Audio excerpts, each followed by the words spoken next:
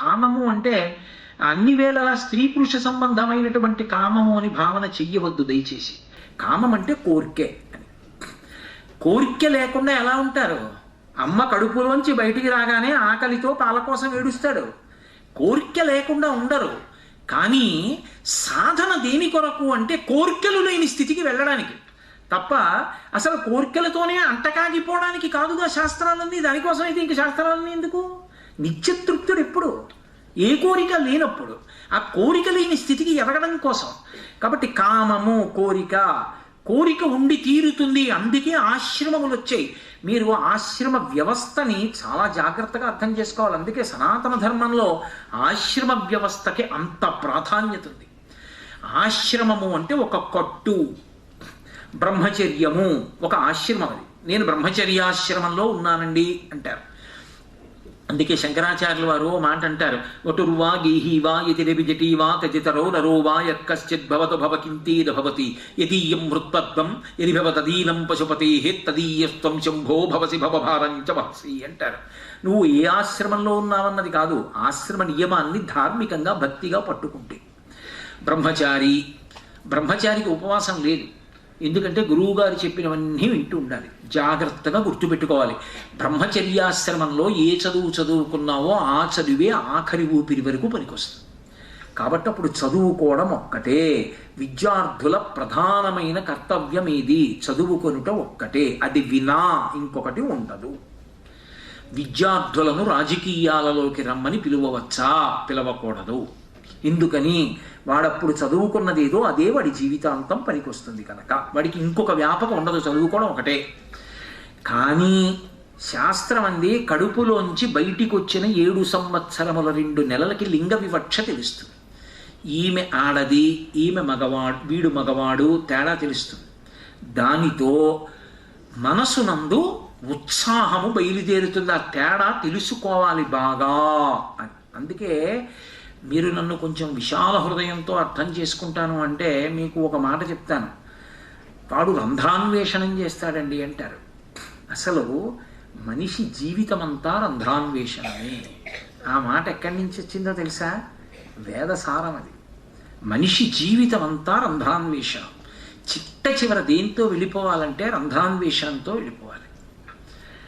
రంధ్రాన్వేషణం, రంధ్రము అంటే కన్నము, అన్వేషణము వెతుకుట. మనిషి పుట్టిన దగ్గర నుంచి ఏ రంధ్రము నుండి పాలు స్రవిస్తాయి అదే కదా వెతుక్కున్నాడు. మొట్టమొదటి అందుకు కదూ అమ్మ స్తన్యాన్ని చప్పరించాడు. ఆ తర్వాత యవ్వనం వచ్చాక నేను సభాముఖంగా వ్యాఖ్యానం చేయక్కర్లా, రంధ్రాన్వేషణము. కానీ చిట్ట చివరిగా బతికున్నంతకాలం ఇతరుల తప్పులు పట్టుకోవడానికి రంధ్రాన్వేషణం చేయడం కాదు. ఏ రంధ్రాన్వేషణం చెయ్యాలి అంటే పైకి కనపడేటటువంటివి 9 కన్నాలైతే మూతపడి 2 కన్నాలు ఉంటాయి. ఒకటి పుట్టుకతో మూసుకుంటుంది, ఒకటి చివర తెరుచుకోవాలి. 11 కన్నాలు ఉన్నాయి శరీరానికి. 2 కళ్ళు, 2 ముక్కు కన్నాలు, 2 చెవి కన్నాలు, 6 నోరు, 7 మలద్వారం, 8 మూత్రద్వారము, 9. ఇవి బతికున్నంత కాలం తెరుచుకుని ఉంటాయి. ఊపిరి వెళ్ళి వస్తోంది అంటే 9 రంధ్రాలు తెరుచుకుని ఉంటాయి. 10వది ఒకటి ఉంటుంది. అమ్మ కడుపులోంచి బయటికి వస్తే మూతపడిపోతుంది, నాభీరంధ్రం.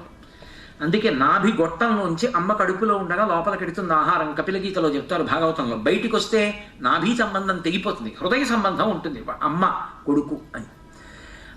బొడ్డు మూత పడిపోతుంది, 10వ రంధ్రం మూసుకుంటుంది, 11వ రంధ్రం చివర తెరుచుకోవాలి, ఇక్కడ ఉంటుంది, బ్రహ్మరంధ్రం అంటారు. ఊర్ధ్వముఖ చలనం చేసి నిర్భయత్వంతో ఆఖరణ ప్రాణవాయువుని పైకి తీసుకొచ్చి 11వ రంధ్రం బద్దలు కొట్టుకుని వెళ్ళిపోతాడు. ఈ రంధ్రం తెరుచుకోలేదనుకోండి, శరీరం వెళ్ళిపోయినప్పుడు వాడు సాధన పూర్తి చేసుకోలేకపోయాడని గుర్తు. అందుకు ఏం చేస్తారంటే మళ్ళీ పుడతాడు, ఎక్కడో ఏ పాప పుణ్యాలున్నాయో మళ్ళీ ఎక్కడ పుడతాడో అనకుండా పెద్దవాడు వెళ్ళిపోయాడు కాబట్టి 11వ రంధ్రం పగిలిపోయే వరకు ఉంటారు. అక్కడ వరకే ఉండాలి. ఇక ఆ తర్వాత ఇక శరీరం గురించి చూడకూడదు. అందుకే ఠప్ అని చప్పుడు వస్తుంది ఇక్కడ పగిలిపోయినప్పుడు. ఈ చప్పుడు రాగానే శవాన్ని కాలుస్తున్నటువంటి కాటి కాపరి అంటాడు, స్నానాలు చేసేయండి అంటాడు.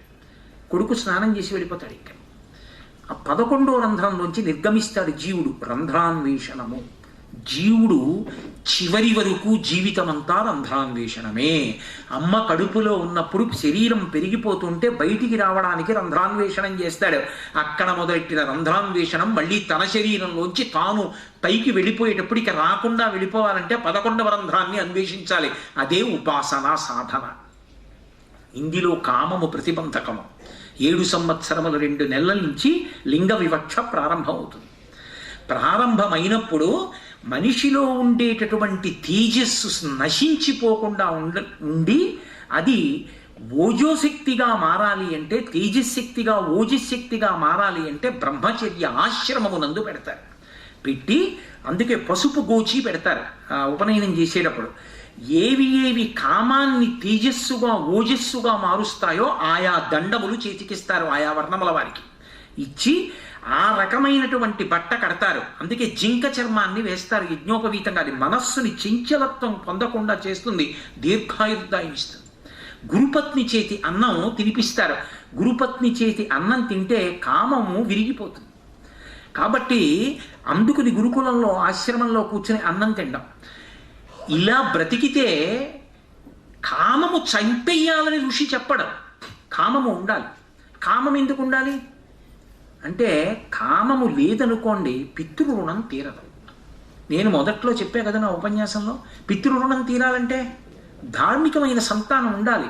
సంతానం లేదనుకోండి ఎంత పుణ్యం చేసినా వాడిని ఊర్ధ్వలోకాల్లోకి రానివ్వరు. మృకండు మహర్షి ఒకప్పుడు బ్రహ్మసభ దగ్గరికి వెళ్ళాడు. మహానుభావుడు మృకండు. ఏమనుకోకండి మీరు వెళ్ళకూడదన్నారు ద్వారపాలికలు. అద్దొవ్వారికుల్లగ్గా అన్నారు. ఎందుకన్నాడు ఆయన, నీకు సంతానం లేదు కదా, బ్రహ్మసభా ప్రవేశం నీకు ఇవ్వరన్నారు. ఆయన వెంటనే తిరిగి వచ్చాడు. తిరిగి వచ్చి వనరికమింకదేవి భగవానుడు రాజకిరీటుడు ఉన్నవాడు, ఎందుకమ్మా బాధపడతావు, శివుడి గురించి తపస్సు చేస్తాను, అద్భుతమైన కొడుకుని కంటానన్నాడు. కాబట్టి సంతానమును పొందితే తప్ప పితృరుణం తీరదు. పితృరుణం తీరాలంటే మనసు యందు కామము కలిగి తీరాలి. కామము కలిగితే తప్ప భార్య యందు ప్రహృష్టమైనటువంటి మనసుతో సంగమించాడు. ప్రహృష్టమైన మనసుతో సంగమిస్తే తప్ప తేజోవంతమైన సంతానము సంభవము కాదు. అందుకే సుబ్రహ్మణ్యోత్పత్తిలో గంగాదేవి దగ్గరికి వెళ్ళినప్పుడు అగ్నిహోత్రుడు అడుగుతాడు, ప్రహృష్టవదనం దేవి అంటాడు. సంతోషంతో నాలో ఉన్న తేజస్సును పుచ్చుకోసిన వీర్యాన్ని అన్నాడు. అందుకు పరస్పరం సంతోషంగా సంగమించడం అన్న మాటని అర్ధనారీశ్వర స్వరూపంలో శివుడు పెట్టడానికి కారణం సంతానములు తేజోవంతములు కావాలి. ఒకరికి ఇష్టమో ఒకరికి అయిష్టమైతే పుట్టేటటువంటి సంతానము తేజో విహీనమైపోతుంది. వంశం తేజోవంతం కావాలి అంటే కామమును చంపేయకూడదు. కామమునకు ధర్మబద్ధమైన క్షేత్రమును అందించాలి. అందుకని కట్టు విప్పేరు, కట్టు మీద కట్టు వేస్తారు. బ్రహ్మచర్యాశ్రమం మీద గృహస్థాశ్రమం అన్న కట్టు వేస్తారు. అది పెళ్ళి అన్న ప్రక్రియ. వివాహము అన్న మాటకి 2 అర్థాలు. వి అంటే విశిష్టమైన, వాహము అంటే దానిని పొందుటకు ప్రయత్నము. ఏది విశిష్టమైనది? భగవంతుడు. కామము ప్రతిబంధకము, ధర్మంతో ముడేసి కామాన్ని జయిస్తాడు. ఇప్పుడు భగవంతుణ్ణి పొందడానికి ఇది సాధనం అవుతుంది. ఇప్పుడు కామం లేదు కాబట్టి సంతోషంగా సాధన చేస్తాడు. వాహము వి అంటే చాలా బరువైనదై విచిత్రమైనటువంటి బరువు. అది ఎత్తుకుంటే ఎవరికైనా బరువుగా ఉంటుంది, కానీ ఈ బరువు ఎత్తుకున్న వాడికి సంతోషంగా ఉంటుంది, తేలిగ్గా ఉన్నట్టు ఉంటుంది, కానీ చాలా బరువే. ఓసారి పెళ్లి చేసుకున్నాడు అనుకోండి, అమ్మయ్య నువ్వు ములిగావని నక్షతలేస్తాడు. ఓ కొడుకులు కోడళ్ళు ఏదో ధూర్జుడు చెప్తాడు, కాళహస్తీశ్వర శతకంలో ఆలోచన మెడగట్టి దానికి రపత్య శ్రేణి కల్పించి తద్బాలవ్రాతముని ఇచ్చిపుచ్చుకొను సంబంధము భావించి అంటాడు. ఓ భార్య, ఓ కొడుకు, ఓ కూతురు. ఆ తర్వాత కూతురుని ఎవరింటికో ఇచ్చాడు కాబట్టి ఇప్పుడు ఒక్క కొడుకు. ఇప్పుడు మళ్ళీ కోడల్ని తెచ్చుకున్నాడు. కోడలు కూతురు లాంటిదేగా కాబట్టి కొడుకు కూతురు, మళ్ళీ ఇంట్లో ఆడపిల్ల మగపిల్లాడు, ఆ తర్వాత మనవలు, 2 వియ్యాలారు, వాళ్ళ బంధువులు, ఆ వియ్యంకుడు తమ్ముడు, వియ్యంకుడు అన్నగారు, ఈ బంధుత్వాలు, ఈ తాళ్ళు ఇన్నేసి కట్టేశావు అయి శివ, ఇంకా నాకెక్కడి నుంచి వస్తుంది వైరాగ్యం అన్నాడు. కాబట్టి కామమును చంపేయకోమని శాస్త్రాలు చెప్పవు. అసలు తప్పు మాట ఏమిటంటే కామాన్ని వదిలిపెట్టేయండి అనకూడదు, కామాన్ని ధర్మబద్ధం చేసుకోండి అని చెప్పాలి. కామము ధర్మబద్ధమైతే ఏ పాపము రాదు. అందుకే సీతమ్మ సుందరకాండ పారాయణ చేయండి అని ఎందుకంటారో తెలుసా? ధర్మం చెప్తుంది సుందరకాండ. ఆవిడంది, తృణమంతరత కృత్వా ప్రత్యువాచ శుచిస్మిత నివర్తయ మనోమత్త స్వజనే క్రియతాం మనః అంది. రావణ, నీ మనస్సు నీ భార్యల యందు పెట్టుకోరా, ధర్మాత్ముడవైపోయావు అంది. అంతే. ఆయన కామం ఆయన భార్యల యందు ఉందనుకోండి, ఏమీ దోషం లేదు. ఎవరు కనబడినా, ఏ ఆడది కనబడినా, ఏ ఇల్లాలు కనబడినా, నేను రోజు ఏ కామాక్షి పరదేవతకి నమస్కరిస్తానో ఆ కామాక్షి ఓ నమస్కారం. కామము మాత్రం ఒక్క నా భార్య యందు నేను పరమధర్మాత్ముడు. ఆ చూపు మారిందనుకోండి, చూపు మారితే పైకి ఎలా చూస్తే, లోపల చూపులో దోషం వచ్చిందనుకోండి అప్పుడు ప్రమాదం. లోపల చూపులో దోషం రాలేదు, నా ఎదురుగుండా కూర్చున్నామని నేను అలా చూస్తున్నాను అనుకోండి, అదేమి అఘాయిత్యం ఇలా చూస్తున్నాను అనుకోవచ్చు. కానీ నేను శుక్రవారం నాడు కాంచీపురం వెళ్ళినప్పుడు అభిషేకం పొంది పసుపు నీళ్లు పోస్తూ ఉంటే నా తల్లి ఆ పసుపు నీళ్లు పోసుకున్న నల్లని కామాక్షి ఎంత గంభీరమూర్తో అలా ఉందే ఆ తల్లి, నా ఎదుట కామాక్షి కూర్చుందా ఏమి అని నా లోచూపు అనుకోండి. ఇప్పుడు నా చూపుకి ఏమిటి దోషం? మిగిలిన వాళ్ళు తప్పట్టుకోవచ్చు, కానీ నేనేం పాపం చేయట్లేదు. పరమేశ్వరుడికి తెలుసు నేను చూపు చూస్తున్నాను. ఈశ్వరుడు చూసేది లోచూపు. అది నిన్ను పైకి తీసుకెళ్ళగలిగినటువంటి దీర్ఘదృష్టి, అది పెరగాలి. కాబట్టి ఇప్పుడు కామమును ధర్మబద్ధం చెయ్యాలి. అందుకు ధర్మపత్నిని ఇస్తారు, కామపత్ని కాదు. బాగా గుర్తుపెట్టుకోండి, ఆమె ధర్మపత్ని. ఎందుకని? నీ కామము ధర్మము చేత ముడిపడి తృప్తి పొందింది.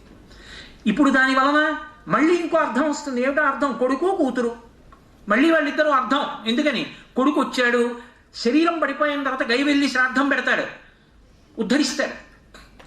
నా వయసు, నేను పెద్దవాడిని అయిపోయాను, చెయ్యి పట్టుకుని తీసుకెళ్ళి నాన్నగారండి జాగ్రత్త కాలు జారిపోతుందని కూర్చోపెట్టి చెంబుతో నీళ్లు తీసుకొచ్చి గంగలో నా మీద పోస్తాడు.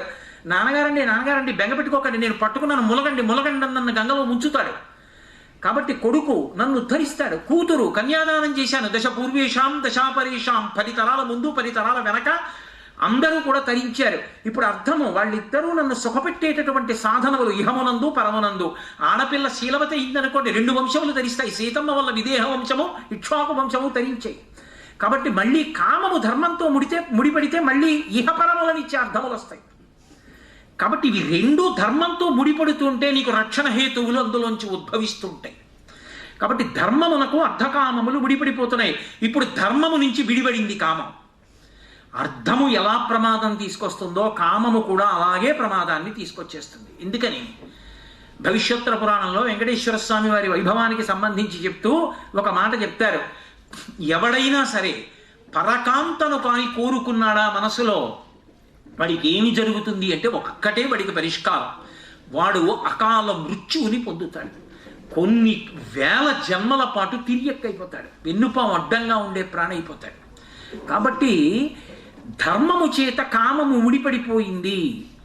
నువ్వు మెట్లు ఎక్కేసావంతే, ఈశ్వరుణ్ణి చేరిపోతావు. ఆమె ధర్మపత్ని, అందుకే ధార్మిక సంతానం అంటారు. ధార్మిక సంతానం అంటే తేజస్సు ధర్మక్షేత్రమునందు పడితే వచ్చినటువంటి పిల్లలు. ఈ దేశంలో వివాహ వ్యవస్థకి అంత గొప్పతనం ఉంది. అందుకే పెళ్లి సొంత విషయం కాదు. పెళ్లి 10 మందికి సంబంధించిన విషయం, ఇంట్లో పెద్దలకి సంబంధించిన విషయం, కుటుంబ గౌరవానికి సంబంధించిన విషయం. ఎవడికి వాడు నిర్ణయించుకునేది కాదది.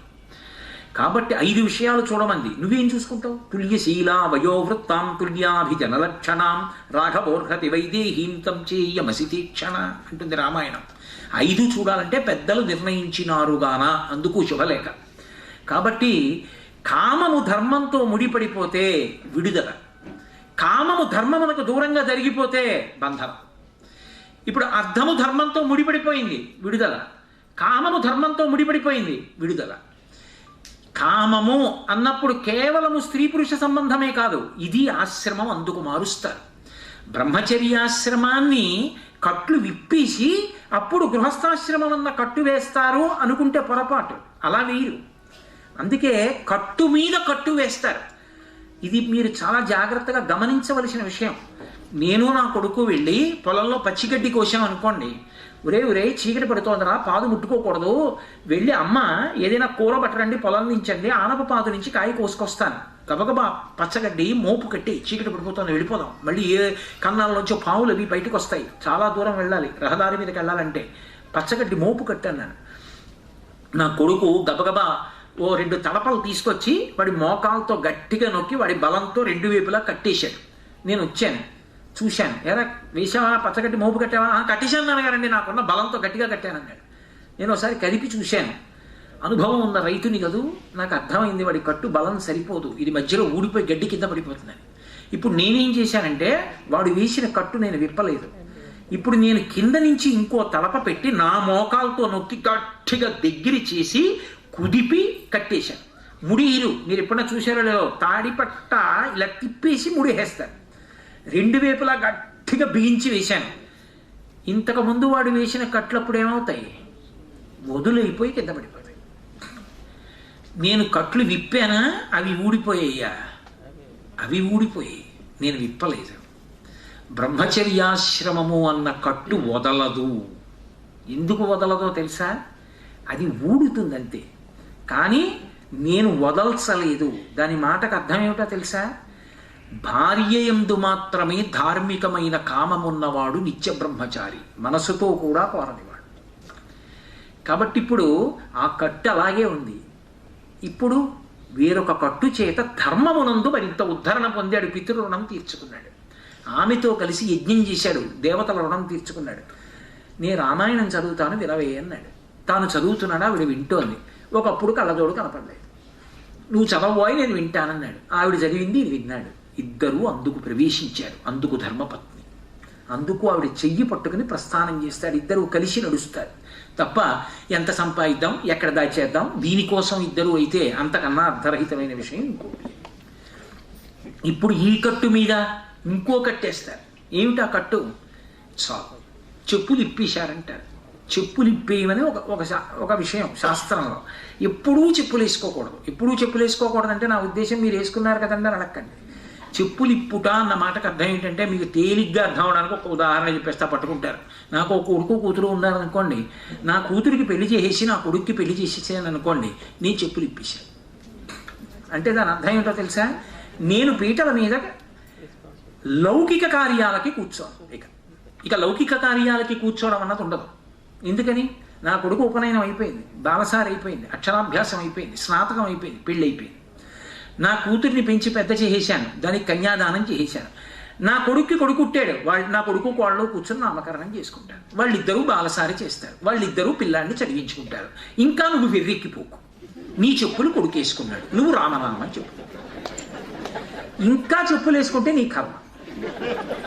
అంటే దాని ఉద్దేశం బాహ్యంగా పాదరక్షలు వేసుకోమని కాదు, ఏది ఎప్పుడు విప్పేయాలో అప్పుడు నేర్చుకో. అంటే మనవడి మీద ప్రేమ ఉండకూడదా? ఉండొచ్చు. మా గోపాలకృష్ణ గారిలా ఉండాలి. మనవడి మీద పరిపూర్ణమైన ప్రేమ. కానీ భగవద్భక్తిలో అయ్యప్ప స్వామి దేవాలయంలో కాకినాడలో కార్యక్రమాలు ఉంటే అన్నీ విడిచిపెట్టి ఆయనే సమస్తం. మనసులో మనవాడు వృద్ధిలోకి రావాలి, చక్కగా వాడు వృద్ధిలోకి రావాలి. కొడుకు కోడలు సంతోషంగా ఉండాలి, కూతురు అల్లుడు మనవలు సంతోషంగా ఉండాలి. దానికి నేను ఈశ్వర సేవలో ఉంటాను. ఇక నేను కూర్చుంటే పీటల మీద ఈశ్వర కార్యాలకి. మరి షష్ఠి పూర్తండి అనొచ్చు మీరు. నేను కూర్చోను. 60 ఏళ్ళు వస్తే గండం వస్తుంది. ఎందుకంటే పుట్టిన సంవత్సరం చూసేసాను కాబట్టి. 60వ ఏడు అంటే మనకి షష్ఠి పూర్తి అంటే 60 పూర్తి అయిపోయాయి. మళ్ళీ పుట్టిన సంవత్సరం మళ్ళీ వచ్చేసింది, గండకాలం వచ్చేస్తుంది. మా నాన్నగారు బతికుండి ఇంకా ఆయన పేరు మీద మా ఇంట్లో శుభలేఖ ఇవ్వాలండి, ఆయన శరీరంతో ఉంటే మాకు ఎన్నో విషయాలు నేర్పుతారండి అని మా అబ్బాయికి అమ్మాయికి అనిపిస్తే నాకు షష్ఠి పూర్తి చేస్తారు. నా శిష్యులకి నేను బతికుండాలనిపిస్తే షష్ఠి పూర్తి చేస్తారు. వాళ్ళకి అనిపించలేదనుకోండి, నేను నాకు షష్ఠి పూర్తి చేయండి రా అనకూడదు. ఓన్లే ఇక మిగిలిన కాలం భగవంతుడి యందు పెట్టుకుందాం, చాలే వైరాగ్యానికి ఇది కారణమైంది అనుకోవాలి. అందుకే ఇక తానెందుకు కూర్చున్నాడు పీటల మీద? కాబట్టి గృహస్థాశ్రమం అన్న కట్టు పిచ్చి కోసమా? కాదు. ఒకప్పుడు వానప్రస్థం కోసం. ఇవాళ ఉన్న రోజుల్లో ఎక్కడికి వెళ్ళిపోక్కర్లేదు. కానీ మానసిక వానప్రస్థంలో ఉండాలి. అంటే భగవంతుడితో ముడి మిగిలిన వాటి పట్ల ఆయన అనుగ్రహము చేత ప్రసాదములు. ఈశ్వర ప్రసాదం అండి చక్ర పొంగల్ చేతిలో పెట్టారు. ఇలా చూసుకున్నాను, పక్కవాడి చేతిలోకి చూశాను. 2 జీడిపప్పులు, 3 యాలక్కాయలు, 4 కిస్మిస్ పళ్ళు కనబడ్డాయి. ఏమిటో నా ప్రారంభం, ఒక్క జీడిపప్పు లేదు. వాడి దాంట్లో ఎన్నో అంటానా? అవి లేకపోయినా ప్రసాదమే, అది ఉన్నా ప్రసాదం. దానికి పోషక విలువలు, జీడిపప్పులు, బరువులు, డబ్బులు అవన్నీ నిర్ణయాలు కావు. ప్రసాదం అనుగ్రహం అంతే. కాబట్టి ఇప్పుడు అన్నీ ప్రసాదాలే. మా అబ్బాయి ఈశ్వర ప్రసాద్. అందుకే పూర్వం అన్ని పేర్లు కూడా ప్రసాదులు ఉండేవి. ఈశ్వర ప్రసాద్, సత్యనారాయణ ప్రసాద్, వెంకట ప్రసాద్. ఇప్పుడు ఏమీ లేవు, అదో అదృష్టం. కాబట్టి అన్నీ ప్రసాదం. కష్టం వచ్చింది ఈశ్వర ప్రసాదం. అమ్మయ్య ఏదో పోయింది పాపం, గత జన్మల్లో చేసింది. నిన్ను సేవింపక నాపదల్పడమని నిత్యోత్సవం బబ్బని జనమత్రుండనని సంసార మోహంబు పైగొనని గ్రహగతులు కుందింపని మేలు వచ్చిన రాణి అవి నాకు భూషణములే శ్రీకాళహస్తీశ్వర. లోకుల్లంగని మెచ్చని ఎలుగని లోలోన నిందించని చీకాకున్బడని మహాత్ముడనని జేలొగ్గని మూకీభావమునం తిట్టని త్రోయని నీ కారుణ్యము కలిగి ఉండినను అంతే చాలునో శంకర. ఇప్పుడు వైరాగ్యంలోకి వెళ్ళాడు. ఆ వైరాగ్య సుఖము ఇప్పుడు అన్ని సుఖముల కన్నా కూడా పై సుఖము. దేనితో సంగం ఉండదు, ఏదైనా ఈశ్వరుడు యొక్క అనుగ్రహమే అని నిలబడతాడు.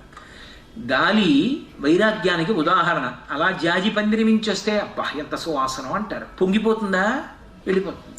కుక్క కళేబరం నుంచి వచ్చింది, చిచ్చి చిచ్చి అని ఉత్తరీయం అడ్డు పెట్టుకున్నాడు, కుంగిపోతుందా? వెళ్ళిపోతుంది. నువ్వు మెచ్చుకుంటే పొంగిపోదు, నువ్వు తిట్టుకుంటే కుంగిపోదు. గాలి తనంత తాను వెళ్ళిపోతుంది. కుక్క కళేబరం మించి వెడుతుంది, జాజి పందిరి మించి వెడుతుంది. వైరాగ్య సుఖం ఉన్నవాడు అలా ఉంటాడు. ఒకప్పుడు ఈ దేశంలో కొంతమంది సన్యాసుల్ని ఉత్తర భారతదేశంలోకి తీసుకెళ్లి కారాగారంలో పెట్టారు. పెడితే వాళ్ళు అన్నారు పరమేశ్వర అనుగ్రహం అన్నారు. ఆయన రాసి పెట్టాడు, ఇలా పెట్టారు మన. వాళ్ళందరూ కూర్చుని హనుమాన్ చాలీసా పారాయణలు అవి మొదలుపెట్టారు. తీసుకొచ్చి ఏదో ప్రసాదం పెట్టారు, ఈశ్వర అనుగ్రహం అని తిన్నారు. దాని వాళ్ళ మీద రిపోర్ట్ రాశారు, అయ్యా వీళ్ళని ఏం చేసినా లోపల పెట్టినా ఈశ్వరానుగ్రహం అన్నారు. పెడితే ఈశ్వర ప్రసాదం అన్నారు. హనుమాన్ చాలీసా చదువుకున్నారు, ఏం చేయాలో వదిలేయండి అన్నారు. ఈశ్వరానుగ్రహం వెళ్ళిపోయారు. ఇప్పుడు వాడు ఏం చేస్తారు మీరు? వాడిని ఏం చేయడానికి ఉండదు. నిత్యతృప్తుడు, వైరాగ్య సుఖంతో ఉంటాడు.